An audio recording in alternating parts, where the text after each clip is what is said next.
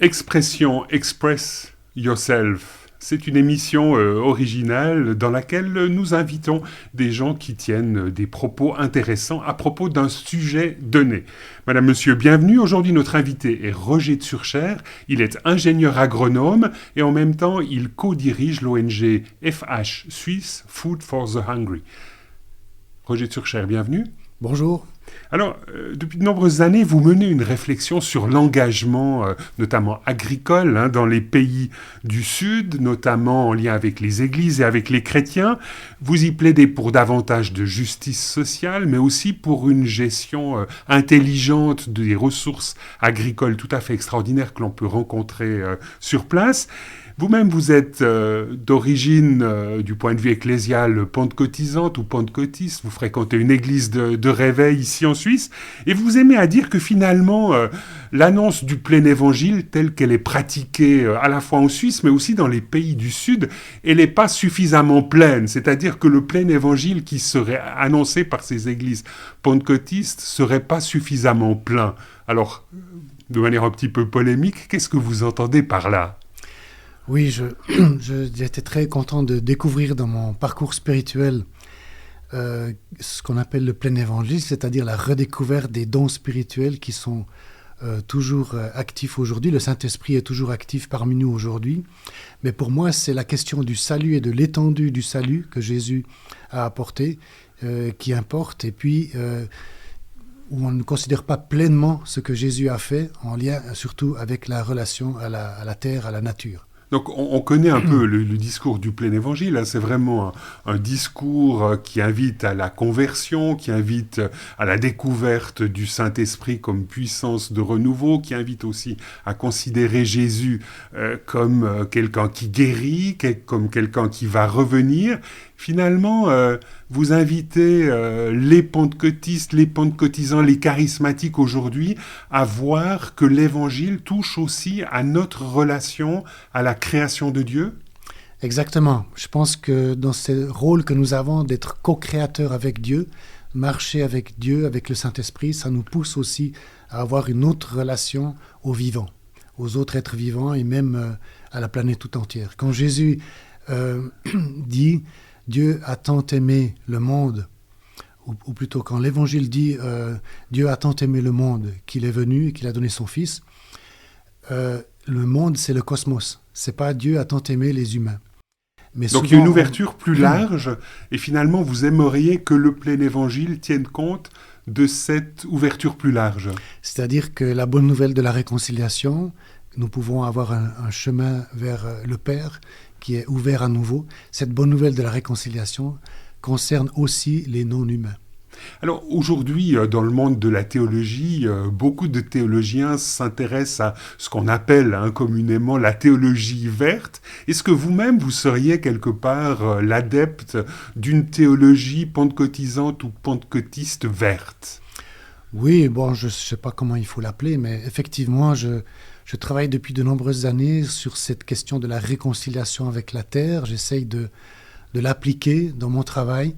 De plus en plus, que ce soit dans les pays du Sud où je travaille, en Afrique en particulier, ou ici en Europe où j'habite, en Suisse, dans ma pratique quotidienne aussi, dans les petites actions que je peux avoir en lien avec la nature.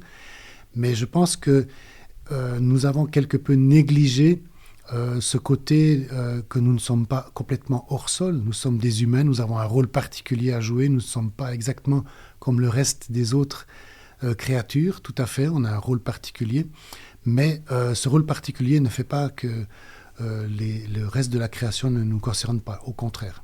Est-ce que vous diriez que finalement, cette théologie verte d'inspiration pentecôtiste ou pentecôtisante, elle doit relire de manière nouvelle les Écritures, la Bible ?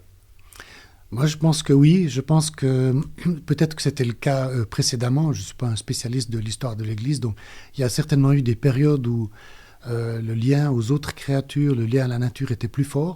Et puis, j'imagine, à cause du matérialisme, on a quand même complètement coupé ce lien. Si on regarde Descartes ou d'autres penseurs qui ont énormément influencé la pensée européenne occidentale, on voit quand même qu'il y a une vision presque mécanique, hein, mécaniste, ou je ne sais pas. On a chosifié le vivant. Exactement, et ça influence complètement encore ce que nous vivons, hein, puisque aujourd'hui, juridiquement, les animaux sont des choses, hein, ils n'ont pas un statut différent de cette table ou d'une chaise, donc c'est quand même assez choquant, assez invraisemblable, incroyable. Une fois qu'on a intégré ça, ça ne nous choque plus, mais au début, quand on comprend de quelle façon on traite le reste du vivant, c'est complètement invraisemblable. Ça ne correspond pas du tout non plus à ce que nous ressentons depuis que nous sommes petits. En tant qu'enfants, on sait qu'il y a une position particulière des êtres vivants par rapport aux choses inertes. Et ça ne se manifeste pas totalement aussi dans nos pratiques. Et je pense qu'en tant que chrétien, ça peut changer la vie, ça peut changer vraiment beaucoup de choses, y compris dans le domaine agricole, qui est celui que je connais. Donc vous invitez quelque part les paysans et les chrétiens, vous diriez, à réenchanter le monde, à réenchanter la création? Tout à fait. Moi, il me semble qu'il y a une façon de cultiver, une façon d'avoir un lien avec la nature pour produire de la nourriture, ce qui est la vocation des paysans quand même, qu'on peut vivre de façon différente en ayant une autre relation aux êtres vivants que celle qui a eu cours depuis le début du XXe siècle. Mais comment est-ce qu'on fait ça? Comment est-ce que vous-même, en tant que chrétien d'origine ou d'inspiration pentecôtiste, vous envisagez de réenchanter le vivant? Est-ce que vous allez dire que finalement la création c'est Dieu? Alors, j'irai pas jusque-là. Non, j'irai pas jusque-là, mais on voit de nombreux textes bibliques clairement que Dieu se soucie des animaux, même des plus petits. Il fait des promesses, il est engagé envers cette création et pas uniquement envers nous, les humains. Bien sûr que nous avons une place à part, mais Dieu se soucie aussi de tout le reste. Même ça me fait penser à ce que Dieu dit à son prophète Jonas, quand il parle d'avoir pitié des habitants de Ninive qui se sont repentis. Et quand il parle des habitants, il dit « et des animaux en grand nombre ». Et donc Dieu oui, c'est assez surprenant. Hein, dans ce 4e chapitre, sauf erreur, du prophète Jonas, il y a tout à coup cette ouverture plus large que finalement simplement les humains. Voilà, moi je pense que là, on a tout un nouveau rôle à redécouvrir. Nous sommes appelés à gérer cette planète, mais aussi à faire attention à à nos petits frères, petites sœurs, petits frères, on peut dire, animaux qui marchent avec nous. Et ça peut aboutir à des pratiques différentes. Donc ici en Europe, parfois on est dans des processus extrêmement complexes avec toute la mécanisation, toute la technique qui va avec l'agriculture. C'est pas forcément facile de faire un pas de côté, d'avoir des approches alternatives, même si beaucoup le font et ils sont engagés. C'est parfois plus facile, je vois, dans une agriculture dans les pays du Sud, dans certains pays où la mécanisation est beaucoup moins importante, c'est plus facile d'avoir des approches plus proches de la nature et qui tiennent mieux compte aussi des autres êtres vivants. Donc, dans ce sens-là, la chose la plus basique, évidemment, c'est d'arrêter les biocides. Donc, tout ce qui est biocide, c'est les traitements chimiques. Voilà, tous les produits qui tuent ce qui est vivant, hein, que ce soit du plus basique, les champignons, les fongicides. C'est d'ailleurs le plus difficile à faire. Hein. C'est plus facile de se passer d'insecticides avec des alternatives ou d'herbicides même. Ça, c'est déjà assez difficile dans nos agricultures ici. Les fongicides, c'est parfois le plus difficile. Mais on peut, en associant des plantes avec d'autres pratiques culturelles, avec aussi des nouvelles variétés, arriver à une agriculture, et déjà de nombreux agriculteurs le font, où on arrive à une sorte de réconciliation avec les autres êtres vivants, déjà au sein même de la parcelle agricole. C'est ce que font de nombreux agriculteurs bio. Mais ce que je trouvais intéressant, c'est de voir que souvent ces démarches ne sont pas forcément à la base portées par des chrétiens, même s'il y a plusieurs pionniers, en Suisse notamment d'ailleurs, qui utilisent leur foi comme base pour cette nouvelle approche avec le vivant. Mais concrètement, vous parlez de pistes. Ce serait quoi ces pistes concrètes que vous essayez de mettre en pratique dans les pays du Sud lorsque, en tant qu'ingénieur agronome, vous conseillez des paysans sur place? Alors justement, je travaille surtout avec notre organisation FH et d'autres avec lesquels je collabore, avec des paysans qui cultivent à la main. Donc évidemment, c'est un peu différent, complètement même différent de l'agriculture mécanisée. Mais donc, typiquement, la première substitution qu'on fait, c'est de remplacer les produits chimiques, donc de traitement, par exemple contre les insectes, par des extraits de plantes qui sont des répulsifs biologiques. Donc ce sont quelque part pas des pesticides, on les appelle parfois des biopesticides, c'est pas vraiment ça parce que ça tue pas vraiment, mais ça chasse les animaux. Et c'est efficace? Et c'est efficace, évidemment moins efficace qu'un insecticide qui peut avoir une action sur plusieurs semaines, alors que là c'est peut-être sur quelques jours. Mais voilà, c'est une nouvelle approche à avoir. C'est un produit qui n'est pas compliqué non plus à épandre. Alors évidemment, ça pose plus de problèmes si on a des dizaines d'hectares à traiter. Mais là, dans le cadre d'espaces relativement réduits, on peut faire cette substitution assez facilement. Et c'est quelque part, pour moi, une nouvelle façon d'exprimer l'autorité déléguée que Dieu nous a donnée sur un terrain, où on peut dire, OK, Dieu m'a donné l'autorité sur ce terrain pour produire de la nourriture pour mes semblables. Je suis là pour faire de la nourriture. Et toi, l'insecte, ça peut être le dorifore sur les pommes de terre ou d'autres insectes. Toi, l'insecte qui veut m'empêcher de produire cette nourriture pour mes semblables, je vais t'empêcher de venir à cet endroit parce que tu as de l'espace pour toi ailleurs. Donc je vais mettre une sorte une de barrière, substance qui va empêcher que tu viennes à cet espace ici, qui est le mien, sur lequel je veux produire. Tu peux être là dans des populations raisonnables, mais pas pour créer un dégât. Et sinon, tu dois aller ailleurs pour te reproduire. Et c'est cette façon de travailler. Ça ne veut pas dire qu'on laisse tout faire, je viens de l'expliquer, on ne laisse pas tout faire, parce que sinon on ne produirait pas, évidemment. Mais il y a une façon de travailler qui est différente, qui ne consiste pas à simplement voir un problème et l'éliminer avec un produit. Mais vous avez une formule, hein, vous dites travailler avec la nature et pas contre la nature.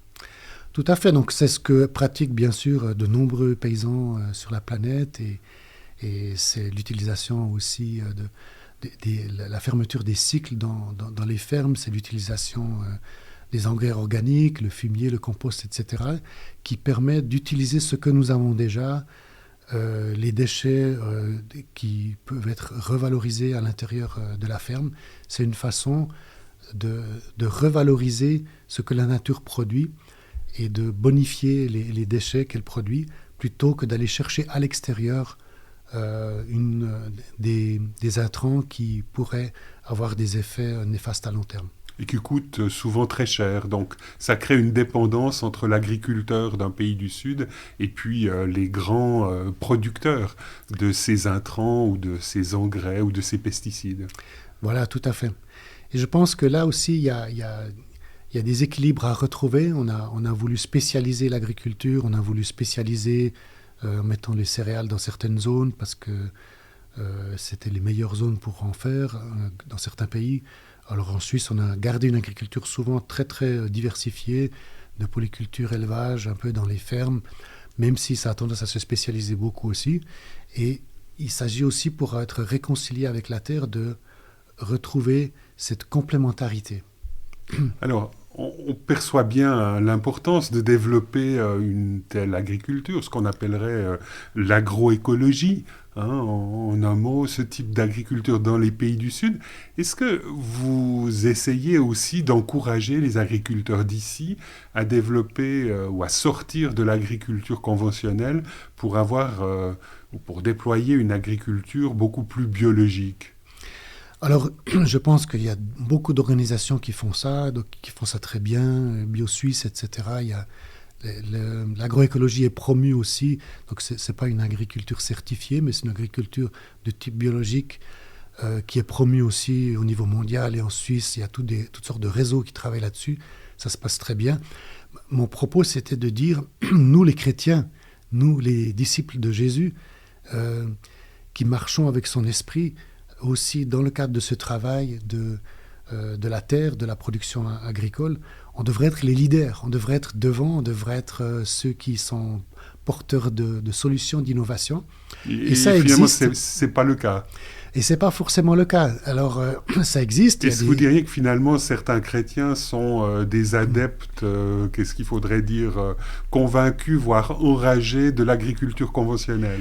Non, non, je dirais pas ça, mais je trouve que c'est un petit peu mon appel à nous, essayons, nous qui sommes les paysans, je ne suis pas directement un, mais je fais partie de ce monde quelque part, essayons d'être plus proactifs et aussi de montrer l'exemple avec notre foi en Dieu que cette réconciliation avec le vivant, elle peut se manifester et puis qu'on peut produire suffisamment et de bonne qualité en utilisant ce que Dieu a créé dans la nature, en utilisant les processus naturels qui existent. Et par exemple, il y a plein de choses qui se développent au niveau de comment utiliser des plantes, par exemple pour renforcer la fertilité du sol. On met des plantes de couverture qui gèlent pendant l'hiver, mais qui constituent un paillage ensuite au printemps, etc. Il y a toutes sortes de nouvelles choses qui se développent, qui sont très bonnes. Et je pense que c'est quelque chose que les chrétiens devraient mettre en avant pour montrer que ça fait partie de cette réconciliation que Dieu nous a donnée, que quelque part, le sol qui est devenu maudit dans la Genèse, où on dit que ce sera difficile de cultiver à la sueur de notre front, qu'il y aura ça, c'est dans le livre de la Genèse au chapitre 3. Voilà, avec des épines, etc., que même cette malédiction-là peut être levée grâce à l'œuvre de Dieu de réconciliation, et on peut retrouver une relation apaisée avec ce sol et qui peut nous donner abondamment des produits de bonne qualité en utilisant les processus naturels. Est-ce qu'il y a des figures de paysans chrétiens qui vous ont précédé, des sortes de précurseurs qui, quelque part, depuis de nombreuses années, ont incarné cette dynamique d'agroécologie dont vous parlez? Oui, moi j'aime bien citer un paysan du Zimbabwe que j'aime beaucoup, que j'ai rencontré personnellement. C'est un pionnier de ce qu'on appelle l'agriculture de conservation. En anglais, on utilise aussi les termes de regenerative agriculture, donc agriculture régénérative, c'est-à-dire une agriculture qui permet de mieux prendre soin du sol. Son nom?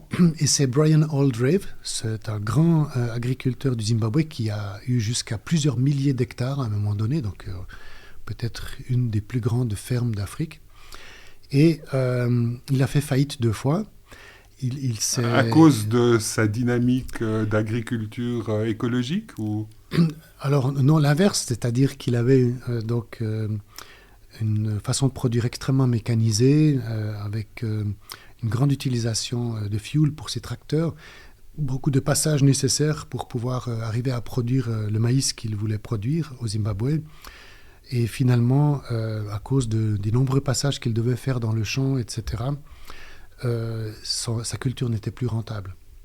Et puis, il faisait du labour profond. Donc quand vous parlez de labour profond, ça, c'est en tout cas pas ce que vous souhaitez. À la limite, on fait un labour très très léger, en tout cas d'après vos perspectives. Voilà, donc pour la plupart des cultures, c'est possible de réduire le labour. Après, il y a certaines cultures, pas forcément, mais de façon générale, c'est quelque chose qui est tout à fait en cours et qui est en train de se généraliser. Mais un des pionniers en Afrique pour la réduction du labour, c'était ce monsieur. Ce Brian Aldrave, au Zimbabwe. Et puis donc il fait faillite 2 fois. Et qu'est-ce qui se passe concrètement? Et il a eu cette expérience de perte de repères complet. On le critiquait, on disait qu'il devait refaire comme son père qui cultivait du tabac, mais lui avait cette conviction de Dieu de ne pas cultiver du tabac, mais plutôt de cultiver de la nourriture. Donc il voulait faire du maïs et il s'est planté complètement. Et là, dans la prière devant Dieu, dans un petit espace boisé où il avait l'habitude de prier, il reçoit cette pensée d'ouvrir ses yeux, que la solution est devant lui. D'accord, donc qu'est-ce qui s'est passé? Qu'est-ce qu'il a compris? Et là, il a compris justement les principes de l'agriculture de conservation, qui aujourd'hui, comme je disais, est très répandu, c'est-à-dire que le sol dans la nature de Dieu, dans la création de Dieu, le sol n'est pas à nu, le sol est toujours couvert, qu'on peut associer les plantes sont associées, et puis que justement le labour est superficiel où il n'y a pas de labour du tout. Et avec ces principes, ça a donné l'agriculture de conservation. Et lui, il a appliqué ça d'abord, alors qu'il avait 1000 hectares à cultiver, il a appliqué ça d'abord sur un seul hectare, où il a arrêté le labour et il a semé directement en ayant une couverture sur le sol qui datait de la récolte précédente, etc. Il faut adapter les machines, ce n'est pas tout à fait la même façon de procéder qu'avant. Il a aussi fait à la main avec des paysans qui n'avaient pas de tracteur, donc sur plusieurs plans. Et ça a été un vrai succès. Et j'ai visité moi-même ces champs. Donc, et vous avez été convaincu par sa démarche ou bien... Et c'est absolument incroyable, cette agriculture de conservation. J'ai vu des rendements de 6 tonnes à l'hectare sur des sols particulièrement pauvres. Donc c'est très impressionnant. C'est de très bons rendements. Et il a ensuite appliqué son agriculture de conservation à toute sa surface, tout ce qu'il gérait. Et bon, finalement, suite à diverses circonstances, il n'a plus pu avoir de terre. Il y a aussi eu la politique a changé. Donc lui qui était d'origine anglaise, les terres ont été redistribuées suite à la politique du président. Mais Dieu lui a dit, de toute façon, je ne t'ai pas enseigné ça pour t'enrichir, mais pour que tu l'enseignes à d'autres. Et donc, il est devenu formateur.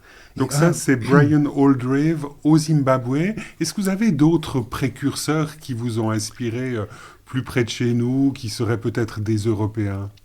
Et en Suisse, j'aime beaucoup, dans mon église, il y a Beat Waber, j'aime beaucoup ce frère, qui est un pionnier du bio en Suisse. Donc lui, il habite dans la région de Morges. Voilà, et qui, dès les années 50, quand il était avec son papa encore, et ensuite, à partir des années 60, il y avait des réunions dans les fermes en Suisse, Suisse allemande d'abord, un peu partout. Le dimanche après-midi, il y avait des réunions de paysans un peu rebelles comme ça, qui voulaient essayer de cultiver autrement que ce qu'on enseignait à l'école d'agriculture, qui à l'époque était une agriculture qu'on appelle aujourd'hui conventionnelle, donc vraiment avec les intrants chimiques qui sont à la base de la production. Et il sentait confusément avec d'autres que c'est pas comme ça qu'il faut faire. Donc c'est très intuitif finalement, c'est pas la réflexion d'un ingénieur agronome qui se dit ça va plus le système, on veut essayer de construire autre chose. C'est quelqu'un qui à partir de sa foi personnelle et d'une démarche de prière se dit je suis appelé à autre chose. Voilà, c'est aussi un regard critique sur ce qui était amené comme étant le modernisme, etc. Il a osé prendre du recul et avoir un regard critique et essayer de trouver une façon alternative. Et c'était un des premiers paysans bio de Suisse. Ça se poursuit chez lui avec les générations suivantes. Et partout en Suisse, on voit qu'on a pu développer ces méthodes de culture qui n'utilisent pas ces produits qui sont biocides. C'est-à-dire qu'on n'est pas obligé de mettre un poison sur le terrain pour pouvoir sortir une culture qui soit belle et productive pour les humains.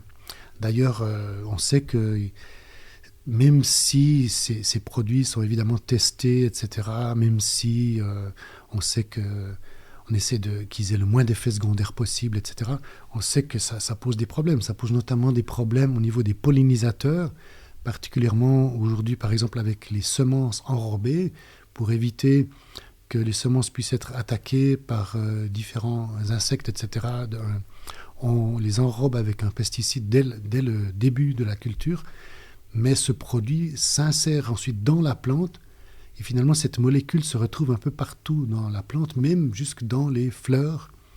C'est-à-dire et ça, c'est un domaine qui vous touche particulièrement parce que, par ailleurs, vous êtes apiculteur. Tout à fait, et je trouve que nous, en tant qu'enfants de Dieu qui essayons de respecter sa création, on devrait essayer de trouver des alternatives. Je sais que ce n'est pas facile. Moi-même, je ne suis pas producteur évidemment, donc c'est plus facile de le dire de l'extérieur.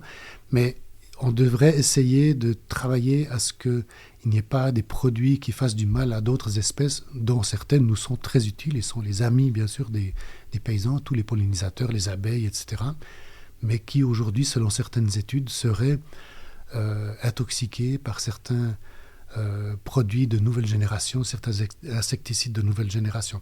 Alors qu'on sait, et 10% en Suisse, 15% des paysans le font déjà, qu'il y a des alternatives. Donc toujours mon cœur se serre un peu quand il me semble que nous devrions être à la tête de ce mouvement en tant que chrétiens, et parfois on ne l'est pas vraiment. C'est pour ça que je dis que l'évangile doit être complété jusqu'à ce qu'on annonce la bonne nouvelle complète, c'est-à-dire cette bonne nouvelle aussi qui dit que on peut se nourrir sur cette planète, on peut avoir une relation apaisée avec le vivant, et que ça fait partie du salut promis par Dieu. Madame, Monsieur, nous espérons que cette émission vous aura intéressé. Voilà, bonne suite de journée à vous et on se réjouit de vous retrouver dans une nouvelle édition d'Expression Express Yourself, une émission qui vous donne la parole. Au revoir et à bientôt.